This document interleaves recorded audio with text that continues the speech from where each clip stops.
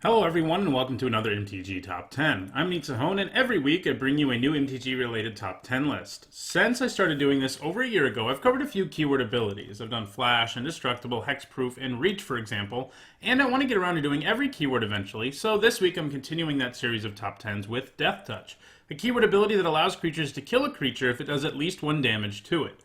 This is a keyword ability that is given to creatures who are able to easily spread disease or kill things with a single sting or bite. It is an ability that appears almost exclusively on black and green cards. While similar abilities to Deathtouch existed before it was given keyword status in Future Sight, Deathtouch as we think of it today was introduced in that set, which came out in 2007. It is a fairly strong keyword ability because it allows creatures with it to trade for any creature. This means you can use your 1/1 to take down massive creatures. It is an evergreen keyword, meaning it appears in basically every set. 150 cards either have Deathtouch, give creatures Deathtouch, or make creature tokens that have Deathtouch. In this video, we're going to talk about the 10 cards that say Deathtouch somewhere in the text box on them that have done the best at the highest level of competitive Magic play. Before we dive into the list, let me remind you how I score the cards on it. Cards receive points depending on how many Grand Prix or Pro Tour Top 8s they have received, with a Pro Tour Top 8 worth twice as much as a Grand Prix Top 8. The cards in this list are then arranged numbers 10 through 1 with the highest score being found at number 1. I also count Legacy and Vintage Championship events as Pro Tour Top 8s so that those formats can be appropriately reflected in the scores of the cards. At number 10 we have the only land to make this list, Vault of the Archangel. This is a nice utility land that grants both Deathtouch and Lifelink, making it difficult for your opponent to block or attack you. It is especially potent when you're making a bunch of creature tokens, since making 1/4 of your Lingering Souls capable of blocking and killing your opponent's best creature is a pretty big deal. It saw play in Standard and Black-White Tokens decks and also found its way into some Delver decks, as well as in Aristocrats. It also saw play in Modern Tokens decks, as well as in some versions of Abzan and Gifts Ungiven Control, and it most recently had a Grand Prix Top 8 in Modern, and that was in a Zombie Infestation deck. It hasn't made a Top 8 since 2016, but good utility lands are difficult to ever count out. At number 9 we have Hornet Nest. The nest itself doesn't have Deathtouch, but the creature tokens that it makes do.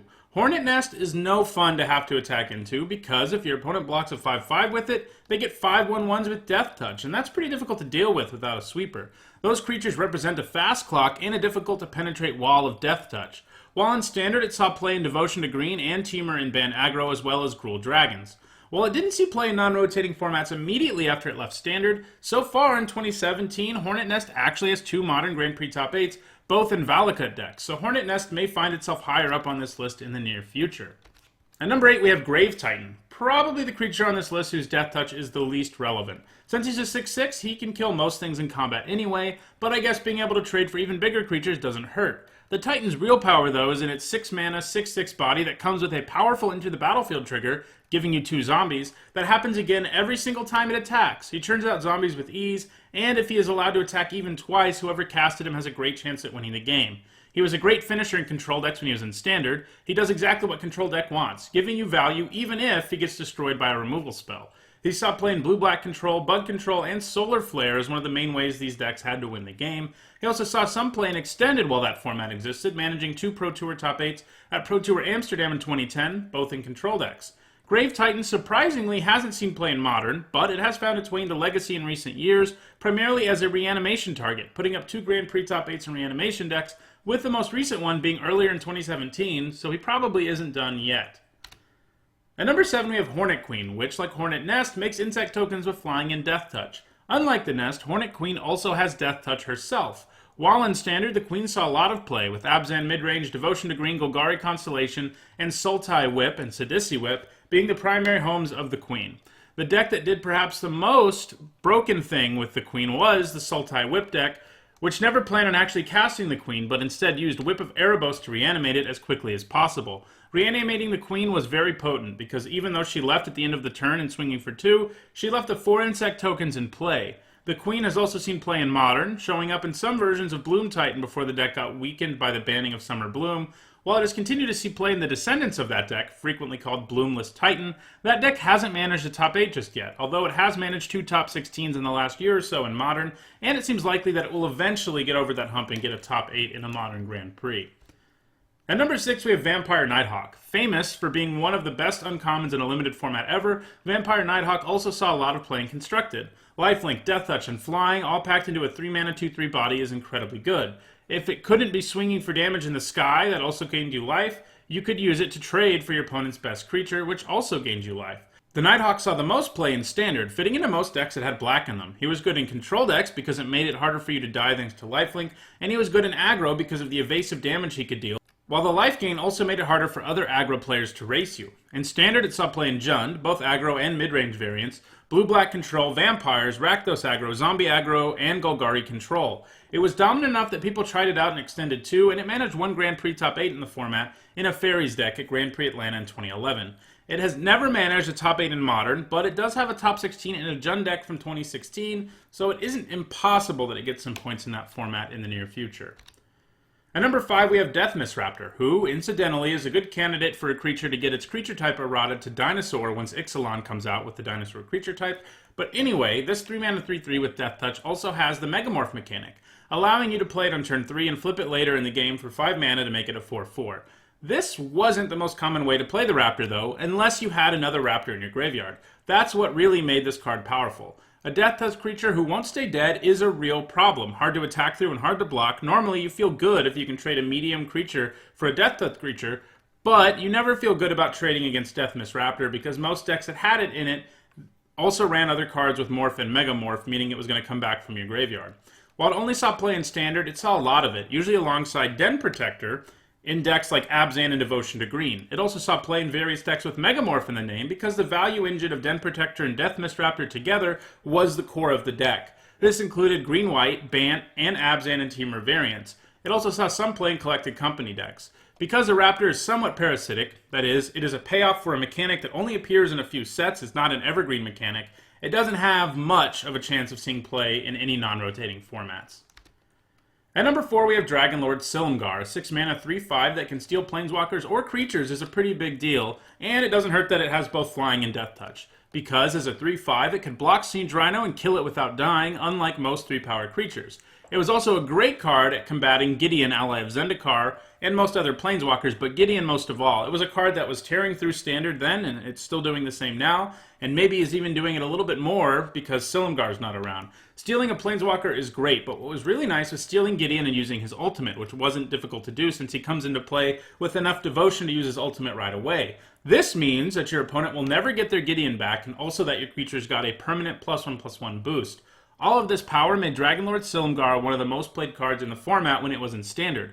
Control decks that were dragon heavy, in part because dragons were great finishers in the format, and in part because there were several cards that fit well in control decks that gave you additional bonuses if you had a dragon in play or in your hand. Of all that cycle of really great dragons, Dragonlord Silumgar was the most played dragon, and that was a very powerful cycle of Dragon Lords, appearing in most decks because of how well it dealt with two of the most annoying cards in the format, Siege Rhino and Gideon. It saw play in blue-black control, Esper Dragons, Abzan Dragons, Dark Jeskai, Grixis control, and Sultai control, putting up great numbers while in Standard.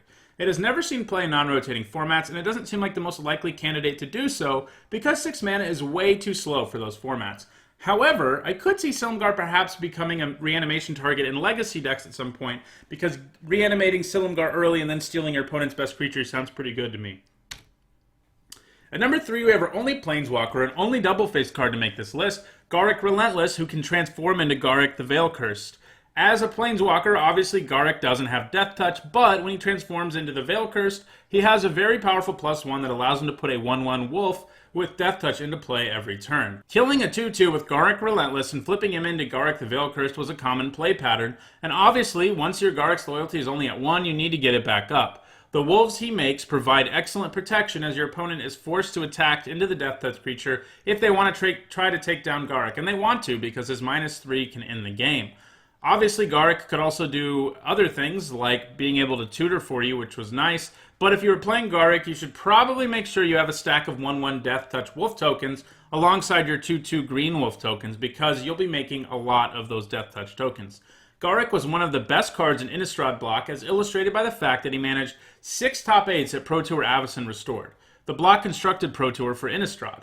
This was in basically any aggressive green deck, like Bant aggro, Green-White aggro, and Naya aggro. In Standard, he was also great, seeing play in aggro decks like Green-White and Mono Green, but also in Kessig Titan, Green-Red Control, and Reanimator, where the fact that you were filling your graveyard made Garruk the Veil-Cursed's -3 ability quite potent.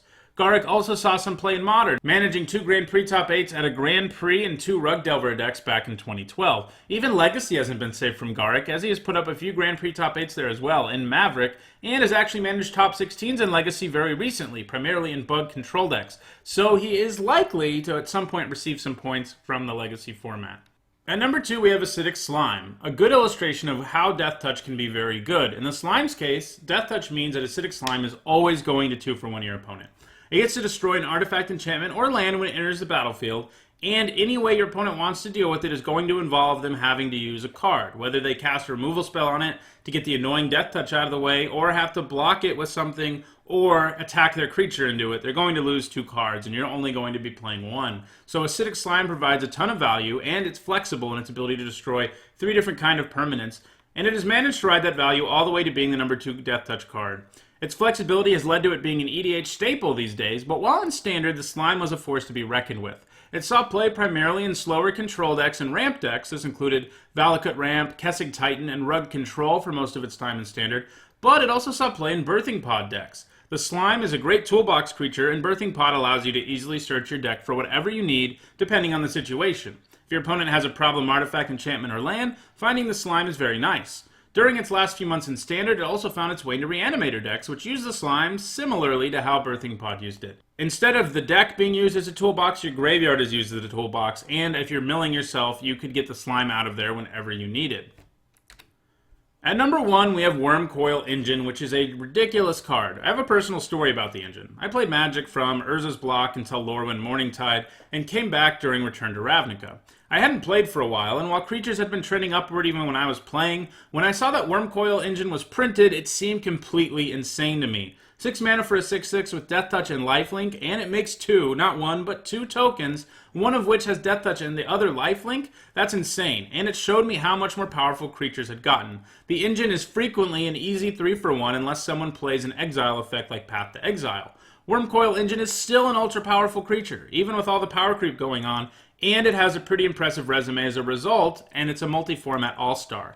It saw a ton of play in Standard, as it was one of the most powerful creatures while it was there, obviously. It first appeared in Tezzeret control decks, which were artifact-centric control decks, but it didn't take too long for people to realize the engine was just good in any kind of mid-range or control deck, and it started showing up in blue-black control decks that didn't even run an artifact sub-theme. Probably the most impressive showing the engine ever had in Standard was at Grand Prix Brisbane in 2011, where it swept the whole Grand Prix, putting up 8 top 8s.